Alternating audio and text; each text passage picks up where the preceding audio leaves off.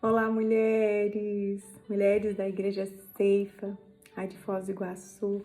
Que alegria ter a honra de participar com vocês desse congresso virtual e também presencial. Enquanto eu estava arrumando, eu me sentia como se eu fosse estar aí pertinho de vocês. Já tive a graça de conhecer esse lugar, já tive a graça de poder abraçar tantas de vocês. Mas eu estou muito feliz com esse convite da pastora Genoveva. Confesso para vocês que assim, um desafio. E eu peço que o Espírito Santo de Deus esteja aqui comigo para gravar essa palavra aqui na sala da minha casa. E vocês também são bem-vindas aqui na minha intimidade.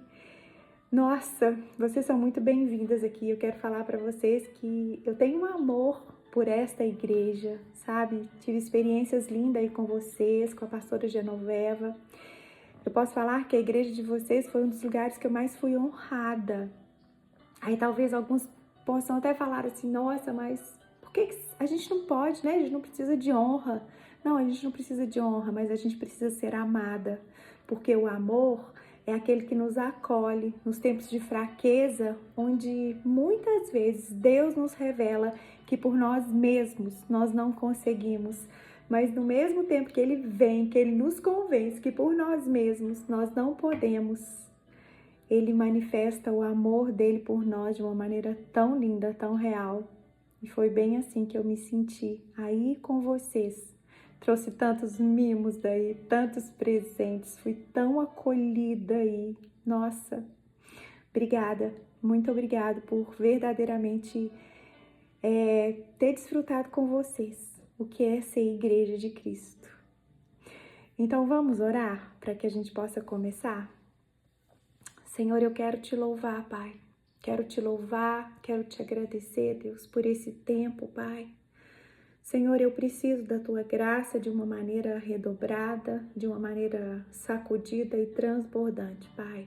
Isso é um desafio novo e eu preciso do Teu Espírito Santo, Pai. Eu preciso do Senhor aqui comigo, eu preciso do Senhor dirigindo os meus olhos, os meus lábios, os meus ouvidos. Nós precisamos do Senhor aqui, Pai. Eu quero te convidar, Deus, para que o Senhor esteja aqui no meu coração, para que o Senhor também esteja já preparando o coração de cada uma das mulheres que vai assistir. Mas o que nós queremos declarar, Deus, é que sem o Senhor, Pai, nós não podemos fazer nada, Deus. Por isso, eu quero mesmo declarar, Pai, que o Senhor é muito bem-vindo aqui nesse lugar, na nossa vida, em nome de Jesus. É chegado o tempo. Uau! Que tema lindo! E nós que ministramos a palavra de Deus, muitas vezes já temos palavras prontas. E palavra pronta não significa que ela não seja uma palavra viva, que ela não seja palavra real. Afinal, todas as palavras que nós ministramos, aqueles que são chamados para ministrar a palavra, ministra de algo que é vivo, porque a palavra de Deus, ela é viva, ela é eficaz, ela é mais penetrante do que uma espada de dois gumes e muitas vezes pegamos a palavra para ministrar a mesma e de uma mesma palavra, o Espírito Santo leva a gente para vertentes assim tão diferentes, tão diferentes. Mas por que eu estou falando isso para vocês? Porque essa palavra, ela é nova e ela nasceu para a Igreja Ceifa de Foz do Iguaçu. O primeiro lugar que ela vai fazer morada é no coração de vocês, mulheres de honra. Eu creio que depois essa palavra vai ser ministrada, ela vai ser dissipada em vários corações. Mas ela nasceu para esse congresso, ela nasceu para esse tempo, porque é chegada a hora. Por isso, receba essa palavra, como eu também tenho recebido ela no meu coração. Tenho buscado por isso, para que o Senhor possa mesmo ser assertivo e falar conosco, não aquilo que nós queremos falar e nem aquilo que nós queremos escutar, mas aquilo que nós precisamos ouvir. Porque Deus sabe tudo a nosso respeito e apenas Ele sabe como tocar o nosso coração. Se aqui durante esse tempo tiver algum, como se diz, algum cachorro latindo, algum menino entrando, que vocês me perdoem, porque eu tô aqui de todo o meu coração, ao vivo. E assim, eu não quero, sabe, deixar que nada atrapalhe esse mover. Eu quero ser dirigida pelo Espírito Santo, ainda que ele possa, ou seja, tem hora que dá umas paradinhas na gente. Então vamos lá? Bem, queria que vocês abrissem a palavra em Filipenses 2, versículos 12 ao 22. É o que nós vamos ler. Essa palavra nos ensina a respeito de Paulo, quando ele estava falando de Timóteo, o seu discípulo amado. Vamos lá?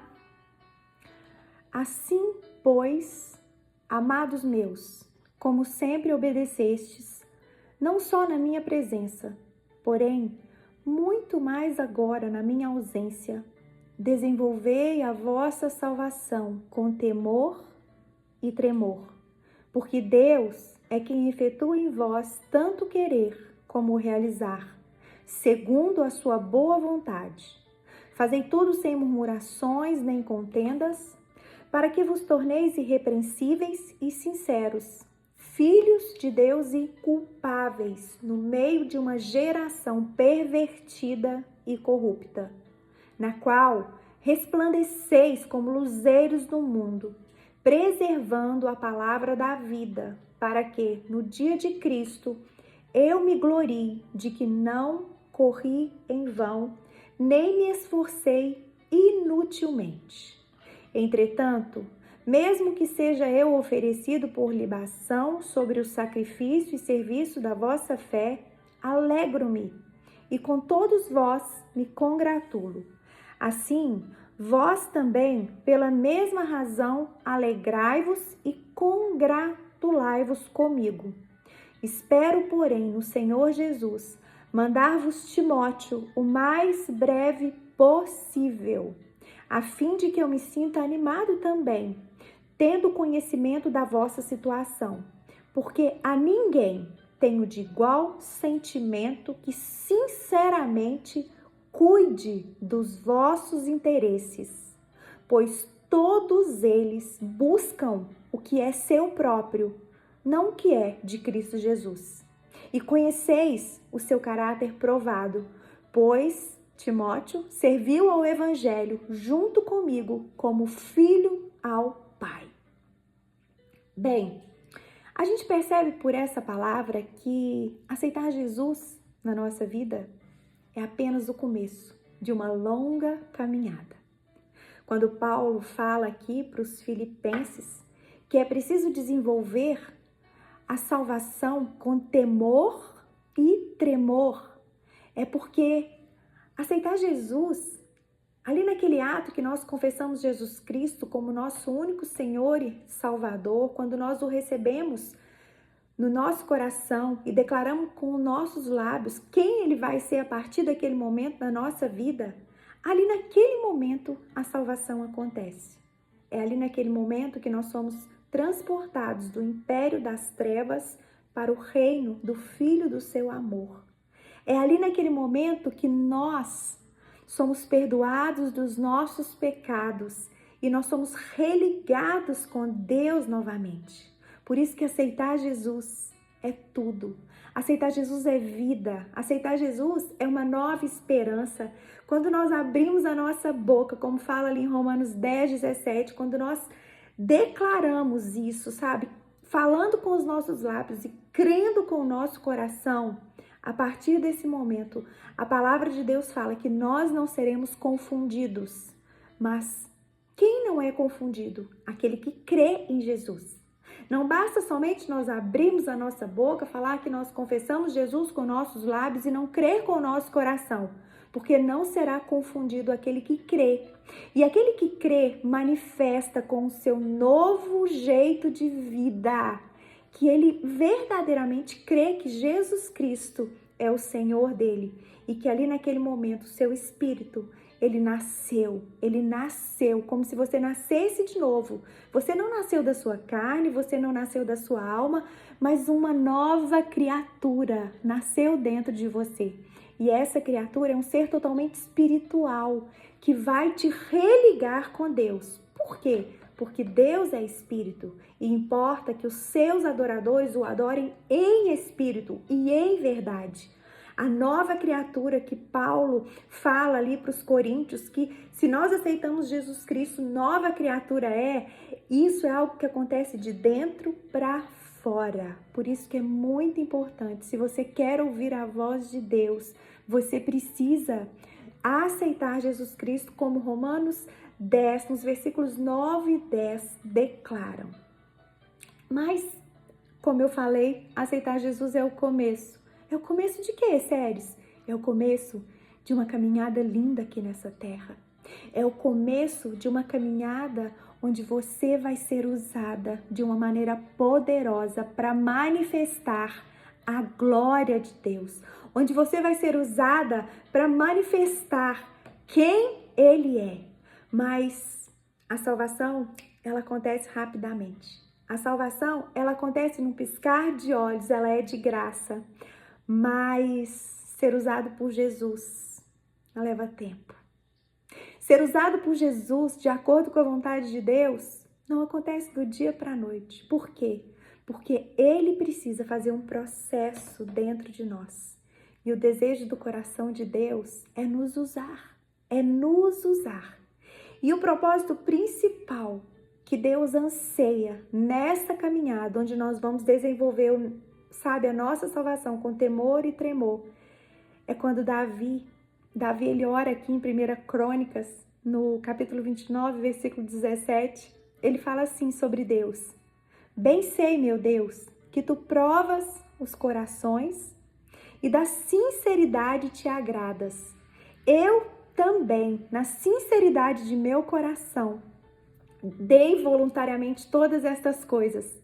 Acabo de ver com alegria o teu povo que se acha aqui e te faz ofertas voluntárias. O que Davi estava dizendo aqui? Davi, ele estava entregando algo lindo que ele fez para o Senhor. E na caminhada de Davi entendeu que não era apenas os frutos, ou seja, a grandeza, daquilo tudo que ele fez não estava nos frutos, mas estava na sinceridade do nosso coração. Essa caminhada, que nós vamos desenvolver com o Senhor, não é algo que nós precisamos nos preocupar em dar frutos, não é algo que nós precisamos nos preocupar em produzir, mas é onde Deus vai nos dar um novo coração. É onde Deus vai tirar o nosso coração de pedra e nos dar um coração de carne, Nós fomos salvos, para quê? Para que Deus possa nos usar para salvar as pessoas deste mundo e ensinar essas pessoas que o céu existe. E não para ensinar as pessoas a ter mais do mundo. Muitas vezes, a gente, por não fazer certo, por não entender o que é o reino de Deus, por não entender os valores de Deus, nós muitas vezes vamos falar de Jesus para as pessoas, a gente começa a oferecer para as pessoas as coisas do mundo, como se Deus, falasse, não, gente, nós não temos que levar as pessoas para a igreja para que elas possam ter um carro, para que elas possam arrumar um marido, não. Nós precisamos entender que nós fomos salvos para ensinar para as pessoas quem Deus é. E a partir do momento que nós ensinarmos as pessoas quem elas são, Deus vai suprir o desejo do coração delas da maneira certa. Nós não podemos suprir o desejo do coração das pessoas, por mais que a gente tente fazer isso. Mas muitas vezes é a nossa carne que tenta fazer isso para ganhar honra e glórias de homens. Mas nós precisamos entender o que Gálatas 1, versículo 4 nos ensina. Nos ensina assim: Jesus, ele se entregou a si mesmo pelos nossos pecados para nos desarraigar deste mundo perverso, segundo a vontade de nosso Deus e Pai. É chegado o tempo da noiva, que é a igreja de Cristo, manifestar ao mundo o verdadeiro evangelho. Quando nós aceitamos Jesus, como eu falei para vocês, nós somos cheios sim de uma nova esperança, porém uma esperança viva que nos leva a fazer a vontade de Deus e abrir mão da nossa. 1 Coríntios 15, versículo 19, a palavra de Deus fala assim, que se a nossa esperança em Cristo ela se limita apenas a esta vida, nós somos os mais infelizes de todos os homens. É chegado o tempo de nós levarmos para as pessoas não uma esperança que perece, mas uma esperança viva. É chegado o tempo de a igreja se levantar como filhos irrepreensíveis e sinceros, sabe? Como filhos de Deus inculpáveis no meio de uma geração pervertida e corrupta. Como Paulo disse aqui naqueles primeiros versículos que nós lemos aqui em Filipenses, no qual nós vamos resplandecer como luzeiros neste mundo, como preservando a palavra da vida. Tudo vai passar, mas a palavra de Deus, ela vai permanecer para sempre. E essa palavra é o próprio Jesus. E é essa palavra que nós precisamos espalhar. É essa palavra que nós precisamos fazer conhecido. Quando Paulo, ele fala aqui que está enviando ali Timóteo para os filipenses. Meu Deus, que discipulado foi esse de Paulo com Timóteo? Paulo não discipulou Timóteo para que Timóteo pudesse fazer os interesses do próprio Paulo. É chegada a hora de levantar uma liderança que vai ser movida pelos interesses de Deus e não pelos seus próprios interesses. É tempo de Deus levantar homens e mulheres que discipulam, homens e mulheres como Paulo discipulou a Timóteo. Eu creio que Paulo, ele nos ensina, através do discipulado de Timóteo, onde nós devemos chegar.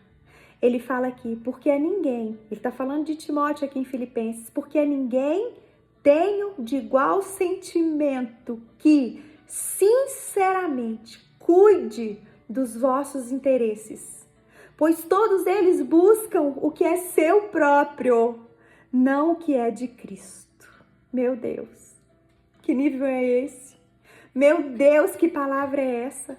Uma palavra onde Timóteo tinha alcançado um tempo onde ele não se preocupava mais com seus próprios interesses, mas ele se preocupava com os interesses de Cristo Jesus. E Timóteo, Paulo ainda vira e fala assim para ele: e conhecereis o seu caráter provado. Ou seja, o caráter de Timóteo, ele foi aprovado porque Timóteo entendeu que não tem nada a ver com buscar os nossos interesses. Não tem nada a ver em buscar a nossa vontade, mas em buscar os interesses de Cristo. Sabe, no lugar onde o nosso interesse não é mais cuidar dos nossos interesses, mas os interesses de Cristo. Meu Deus, é chegado o tempo da igreja despertar no caminhar onde muitas vezes, sabe, nós entendemos que o nosso alvo não são os ministérios que nós podemos ter nessa terra. O nosso ministério é aquilo que vem do céu para a nossa vida.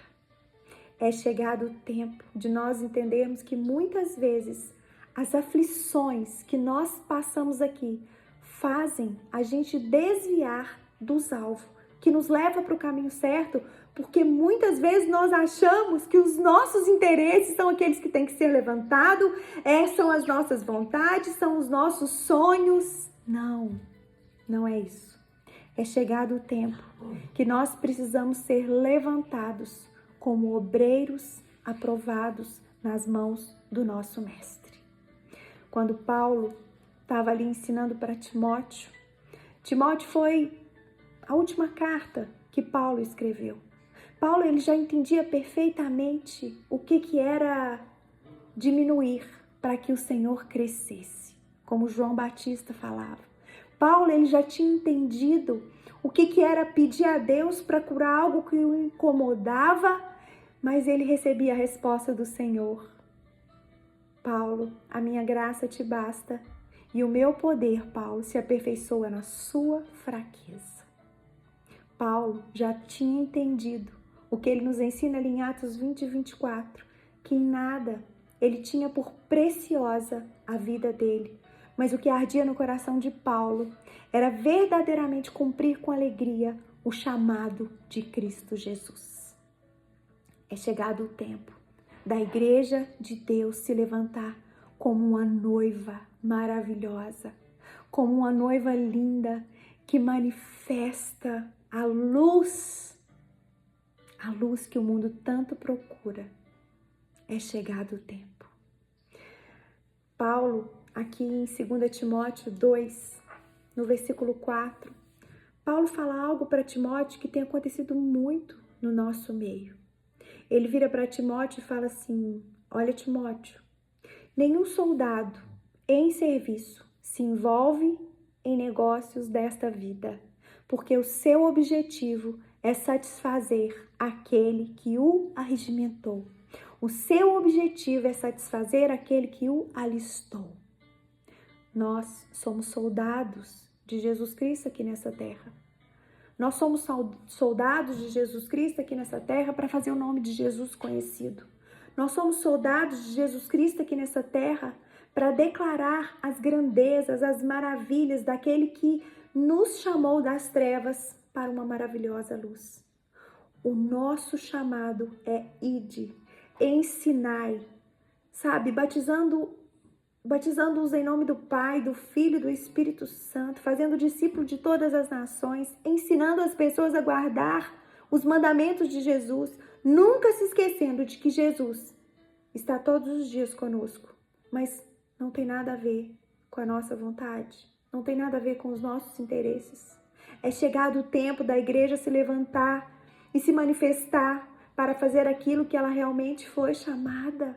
Nós somos o corpo de Cristo aqui nessa terra, mas não podemos nos esquecer que Ele é o cabeça. Não podemos nos esquecer que todo o comando vem dEle. Vem do nosso Pai, que está nos céus. Toda boa dádiva, todo dom perfeito vem de Deus. E muitas vezes, por falta de entendimento do nosso chamado, de quem nós realmente somos, esse versículo aqui que Paulo fala para Timóteo que nenhum soldado em serviço se envolve com os negócios dessa vida. Se ele enfatiza bem que nenhum soldado em serviço se envolve com os negócios desta vida, ele quer dizer que existem soldados que não estão em serviço. Existem soldados que muitas vezes já se decepcionaram e largaram a sua armadura, largaram a sua couraça, o seu escudo, largaram a sua espada, porque se envolveram nos negócios dessa vida e não estão mais com as esperanças naquele que é vivo. Se existe soldado aqui, igual Paulo fala em serviço, é porque existem muitos soldados que estão parados, que estão totalmente desiludidos, soldados que estão fracos, soldados que estão dormindo, soldados que estão lutando contra soldados, porque não têm o seu coração voltado para aquele que o chamou. Nosso primeiro chamado é conhecer a Deus de fato e de verdade. O nosso primeiro chamado não é dar frutos. O nosso primeiro chamado é nos alistar e olhar para aquele que nos chamou, para o nosso general, e falar para ele: eis-me aqui, cumpra os teus planos através de mim. O que o Senhor quer de mim? O que o Senhor deseja de mim? E não inverter. Começar a abrir as nossas bocas, muitas vezes com orações repetidas, muitas vezes com orações demoradas, mas eu tenho aprendido que a nossa vida de oração, ela muitas vezes não vai ter poder naquilo que nós falamos, mas ela vai ter poder quando nós ouvimos aquilo que Deus nos manda fazer. A nossa vida de oração, ela vai ser poderosa não é no nosso muito falar, mas é no aquietar do nosso coração, quando nós ouvirmos a Deus e saber para onde nós vamos, qual é a armadura que nós precisamos ali naquele ponto, qual a estratégia que eu vou usar, quais as armas que o Senhor precisa me munir para cada tipo de batalha. Nós precisamos, igreja, voltar os nossos olhos fitos em Jesus Cristo novamente. nós precisamos, porque não é o muito falar. Certa vez, eu estava atendendo uma mulher, e essa mulher, ela virou para mim, ela não conhecia Jesus, ela não tinha Jesus como Senhor dela, e eu comecei a discipulá-la, e ali num determinado momento ela me disse, mas eu falo com Deus, eu falo com Deus, eu falo. E ali naquela hora o Espírito Santo disse assim para mim, fala para ela que eu escuto tudo que ela fala, mas ela nunca parou para escutar a minha voz. Ela não consegue escutar a minha voz, por isso que a vida dela não vai para frente. Não é o muito falar, mas nós entendemos que nós precisamos discernir a poderosa voz de Deus, que vai nos direcionar para o rumo certo, que vai fazer no nosso coração a coisa certa. Não é o muito falar, é recebermos a estratégia do céu, para não nos envolvermos com as coisas dessa vida, mas ter o nosso objetivo, o nosso coração voltado para aquele que nos chamou. Sabe, Davi, um homem segundo o coração de Deus, foi um homem que por ter dado uma brecha e por sair do serviço, ele precisava estar em serviço, mas ele não estava. Ele começou a deixar o seu coração e os seus olhos se corromperem com aquilo que a grandeza do reinado dele tinha dado para ele. E ali naquele momento, quando ele não estava em serviço, ele começou a buscar os interesses de Deus. Começar bem não significa que você vai acabar bem. Por isso que Eclesiastes nos ensina que melhor é o fim do que o princípio das coisas. A salvação, ela é de graça, mas ser um discípulo de Jesus tem um preço. A salvação é de graça, mas ser um discípulo de Jesus vai te custar muito. Talvez até muitos sonhos, mas os sonhos que Deus te tira são sonhos que não foram gerados no seu espírito, mas os sonhos que são gerados na nossa carne. São sonhos que nos afastam de Deus. Por isso nós precisamos entender isso. A salvação é de graça, mas ser um discípulo de Jesus tem um preço. Davi, ele venceu um gigante que era impossível de ser vencido aos olhos de muitos e muitos soldados valentes. Mas Davi venceu Golias, sabe quando? Quando os seus interesses era fazer a vontade de Deus. Davi, ele venceu Golias ali no início da sua caminhada, quando o seu coração era correto diante de Deus, quando ele entendia que a única coisa que lhe cabia fazer era defender os interesses de Deus. Eu acho tremendo porque quando Davi foi enfrentar Golias, Davi, ele não foi porque Saul estava oferecendo riquezas, ele não foi porque Saul estava oferecendo a filha para dar ela em casamento. Ele não foi porque Saul estava oferecendo isenção de impostos. Não. Ali, quando ele foi destruir Golias, ele conseguiu vencer aquela batalha porque a motivação do coração de Davi era correta. A motivação do coração de Davi era assim: você vem contra mim, Golias, com espadas, com porretes, com o que for, mas eu, Golias, vou contra você, em nome do Senhor dos Exércitos. Sabe por quê? Porque Davi declarou: quem é esse incircunciso filisteu para afrontar o Deus vivo? Davi, ele foi contra Golias em nome do Senhor dos Exércitos. Davi foi contra Golias porque ele era um soldado alistado e o objetivo do seu coração era satisfazer a vontade, o objetivo daquele a quem ele tinha comunhão. Ali, depois de começar a vencer tantas batalhas, ele foi crescendo. E isso mudou algo dentro dele. E ele pagou um preço alto por isso. Se você for aqui em 2 Samuel, no capítulo 11, no versículo 1, nós vamos ver onde se inicia a história de Davi e Batseba. E fala assim: decorrido um ano, no tempo em que os reis costumam sair para a guerra, enviou Davi a Joabe e seus servos com ele a todo Israel, que destruíram os filhos de Amon e sitiaram Rabá. Porém, Davi ficou em Jerusalém.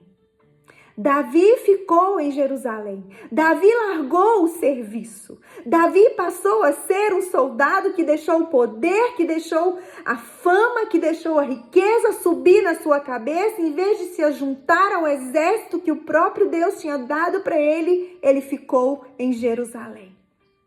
Numa tarde, levantou-se Davi do seu leito e andava passeando no terraço da casa real.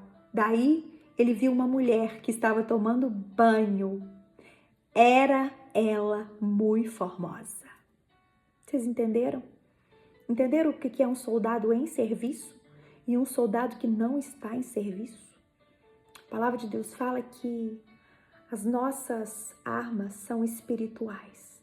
Elas são poderosas em Deus para destruir todo sofisma, toda fortaleza que se levanta contra o conhecimento de quem Deus é.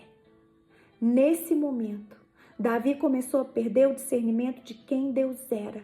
E quando você começa a perder o discernimento de quem Deus é, você passa a deixar os interesses dele de lado e você começa a priorizar os seus interesses.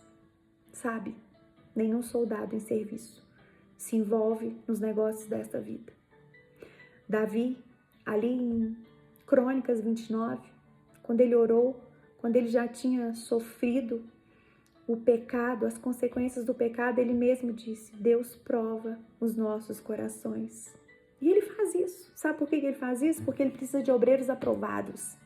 Ele precisa de uma noiva linda. Ele precisa de uma noiva que verdadeiramente o espere da maneira que ele é digno de ser esperado. Ele precisa de uma noiva que obedece o seu comando aqui nessa terra até ela ser levada para o céu. Por isso que nós precisamos ter como última esperança, não é aquilo que Jesus manda nós fazermos aqui na terra. A nossa esperança, ela tem que ser viva porque ela é do nosso encontro com Jesus no céu. Você precisa ansiar por esse tempo, eu preciso ansiar por isso.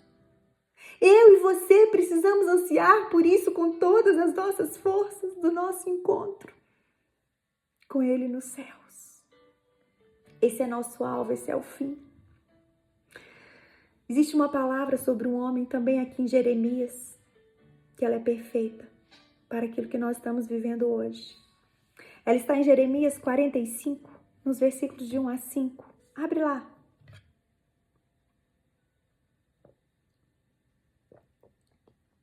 Aqui vai nos contar a história de um homem chamado Baruque. Quem era Baruque? Baruque era secretário do profeta Jeremias. E olha o que aconteceu com ele. Palavra que falou Jeremias, o profeta, a Baruque, filho de Nerias, escrevendo ele aquelas palavras num livro, ditadas por Jeremias no ano 4 de Joaquim, filho de Josias, rei de Judá, dizendo: Assim diz o Senhor, Deus de Israel, acerca de ti, ó Baruque, disseste: ai de mim agora, porque me acrescentou o Senhor tristeza ao meu sofrimento. Estou cansado do meu gemer e não acho descanso. Assim lhe dirás: isto diz o Senhor, eis que estou demolindo o que edifiquei e arrancando o que plantei, e isto em toda a terra. E procuras tu grandezas? Não as procures. Porque eis que trarei mal sobre toda a carne, diz o Senhor. A ti, porém, eu te darei a tua vida como despojo, em todo lugar para onde fores. Talvez nesses dias tenha saído as mesmas palavras que saíram da boca de Baruque sobre a sua vida. Estou cansado do meu gemer e não acho descanso. E sabe por que ele falou isso? Porque ele buscava os seus próprios interesses. Mas não é tempo. Não é tempo de buscar os nossos interesses, é tempo de fazer a vontade de Deus. E nós precisamos discernir o tempo. Como eu falei para vocês, Baruque era secretário de Jeremias. Aqui era no tempo do exílio babilônico. Jeremias estava com muitas perseguições, muitas lutas. E Jeremias tinha uma mensagem de esperança para aquele povo que estava cativo. Mas Jeremias estava impossibilitado de ir até o templo e mandou Baruque. porém Baruque, eu falo que Baruque, pelo que nós vemos Jeremias falar com ele, eu acho que ele viu aquela oportunidade como um grande momento na sua vida de crescer, talvez de substituir o próprio Jeremias, mas na verdade aquele momento foi uma tragédia na vida de Baruque. Por quê? Porque ele procurava seus próprios interesses. Os inimigos de Deus acusaram Baruque de incitar Jeremias contra eles. E nós percebemos aqui a motivação do coração de Baruque quando Jeremias o adverte a não buscar grandes coisas para si mesmo. Jeremias fala isso para ele. Olha, Baruque, não busque grandes coisas para si mesmo. Baruque lamentava ali naquele momento a sua tristeza, as suas dores, porque ele queria chegar lá, levar uma mensagem, ser o bam. Mas o Senhor desejava que ele entendesse que ali dentro daquele contexto de destruição de Jerusalém e ali dentro do exílio babilônico, ele precisava ter no coração os interesses de Deus. E para ele, a única coisa que devia ter valor era a vida, era o dom da vida. Sabe, vai ter momentos que Deus vai nos tirar tudo para que nós possamos valorizar a nossa vida. A nossa vida. Aqui nos versículos 4 e 5 dessa palavra, o Senhor diz: eis que estou demolindo o que eu edifiquei e eu estou arrancando o que plantei.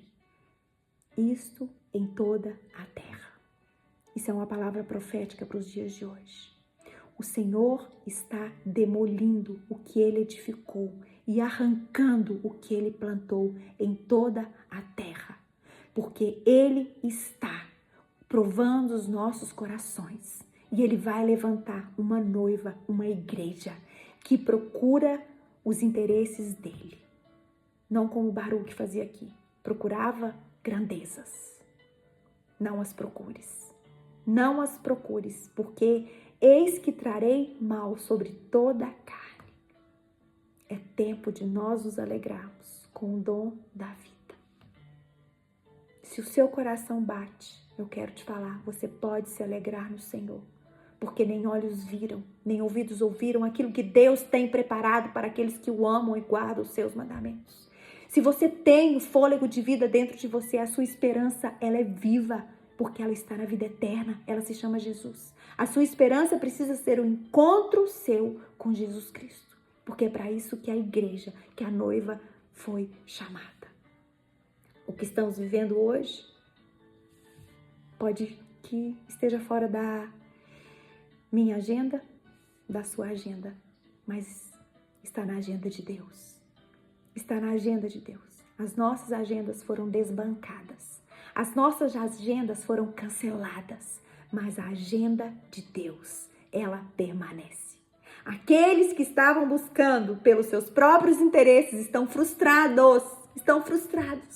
Mas chegou o tempo que aqueles que buscam os interesses de Deus serão gratos pela vida e permanecerão ali diante do Senhor. Sabe por quê?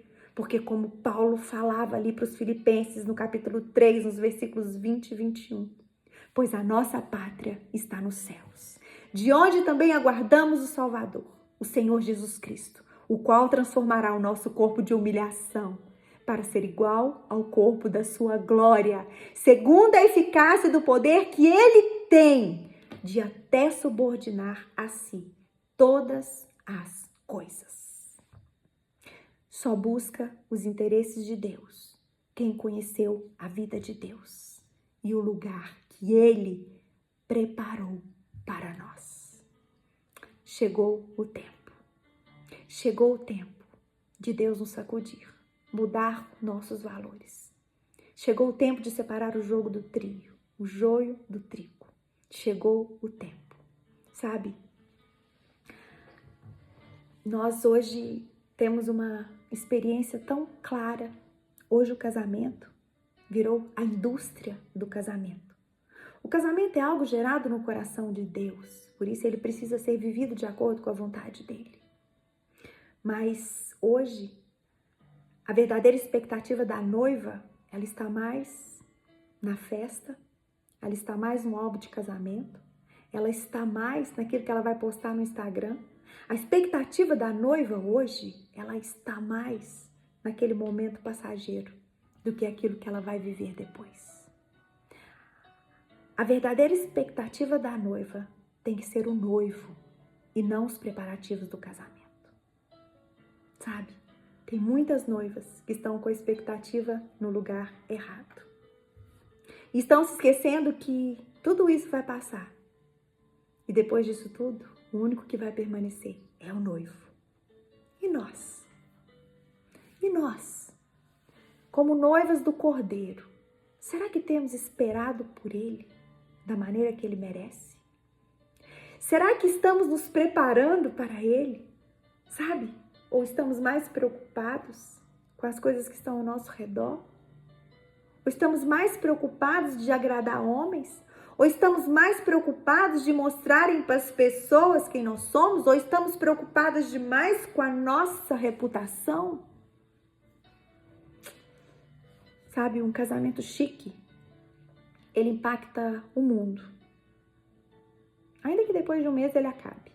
E o mundo já se esqueceu de todos aqueles milhões e milhões que foram gastos com ele.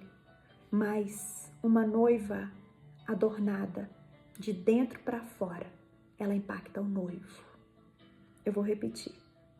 Um casamento chique, você simplesmente falar o que você é e apenas estar ali nos preparativos. Talvez posições, ministérios, pode até impactar o mundo, pode até impactar homens, mas uma noiva adornada de dentro para fora, ela impacta o noivo. Casamento não é algo natural. Casamento é algo sobrenatural. Casamento é plano de Deus. E nós somos a noiva, a igreja, que Deus escolheu para manifestar quem Ele é aqui nessa terra. Mas Ele também nos escolheu para encontrar com Ele no céu. E esse dia será um grande dia.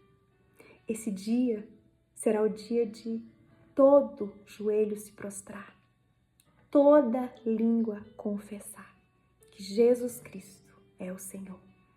Alguns vão se dobrar em vergonha, vão se dobrar em tristeza, mas todo joelho vai dobrar. E alguns vão se dobrar contemplando a face dele. Alguns vão se dobrar maravilhando com aquele momento, onde nós vamos viver num lugar que não existe mais dor, não existe diferença, não existe tormento, não existe depressão, não existe ansiedade. Muitos vão se dobrar, porque vão falar: eu combati o bom combate, eu venci a minha carreira e eu guardei a minha fé. E agora é o dia do meu grande casamento. Aquele casamento onde eu vou permanecer com o meu Senhor para sempre. É chegado o tempo da verdadeira noiva se levantar e ter no seu coração não os interesses desse mundo, não aquilo que ela pode mostrar para as pessoas que são, mas ela andar de maneira que ela esteja pronta a todo tempo para encontrar com o noivo e manifestar aqui nessa terra verdadeiramente quem Ele é. Quero orar com vocês.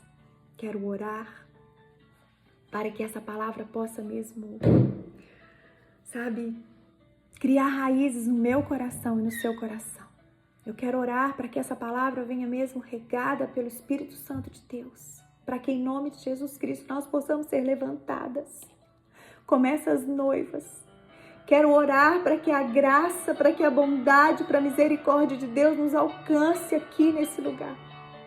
Nós estamos longe, mas não tem problema. O Senhor é um Deus de perto, mas Ele também é um Deus de longe. Nós somos apenas vasos de barro nas mãos dEle. O que importa é aquilo que vai fluir de dentro de nós. O que importa é o toque dEle, a vontade dEle, a boa mão dEle. O que importa agora é nós nos rendermos aos pés dEle e falar: Senhor, eis-nos aqui. Queremos ser essa noiva, Pai. Queremos ser essa noiva que se adorna para te buscar. Queremos ser essa noiva, Senhor, que se adorna para te esperar. Não queremos focar mais, Senhor, o momento que nós passamos aqui, mas nós queremos focar o nosso encontro com o Senhor. Queremos focar aquela esperança viva de viver com o Senhor para sempre, Pai. Oh, Senhor Deus, toca cada mulher, Deus. Toca cada coração, Senhor. Levanta, Deus, verdadeiras adoradoras, Senhor. Que te adorem em espírito, em verdade, Pai. Traga ao nosso coração, Deus, um arrependimento genuíno, Pai. Levanta aqui, Deus, mulheres que se alistem novamente no exército do Senhor.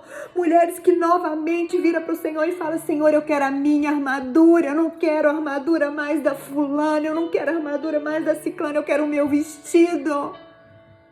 Eu quero o meu vestido, eu quero ser a noiva que o Senhor sonhou para mim, não a noiva que eu quero ser, Pai.